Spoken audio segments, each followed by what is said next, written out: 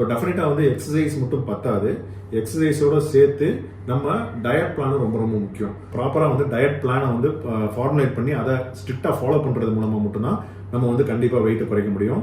½ hour நம்ம காலையில் வந்து ஜாக்கிங் போகிறோம் அப்படின்னா வந்து 400 calories நம்மளுக்கு வந்து பர்ன் பண்ணுறோம்.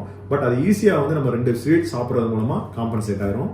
10 to 15 minutes நீங்கள் வாக்கிங் போய் ஒரு 200 calories பர்ன் பண்ணியிருந்தாலும் ஒரு 2 காஃபி குடிக்கிறது மூலமாக ஆட்டோமேட்டிக்காக அது காம்பன்சேட் ஆகும். ஈவினிங் நீங்கள் ஏதாவது ஸ்வீட் எடுத்துக்கிட்டீங்கன்னா டோட்டலாக காலையில் இருந்த ஃபாஸ்டிங்க்கு அர்த்தமே இல்லாமல் போயிடும்.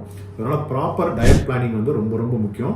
நம்ம இன்பிட்வீனில் வந்து நம்மளுக்கு பசிக்குதுன்னு சொல்லிட்டு பிஸ்கட் சாப்பிட்ருவோம், இல்லைனா வந்து ஃப்ரூட் ஜூஸ்லாம் குடிச்சிருவோம்.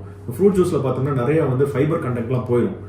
ஒரு சுகரி கண்டென்ட்டும் நம்மளுக்கு வந்து ஸ்வீட்டும் மட்டும்தான் இருக்கும். அதை நம்ம குடிக்கிறது மூலமாக ஹை கலரியாக மாறிடும் அந்த ஃபுட்டு.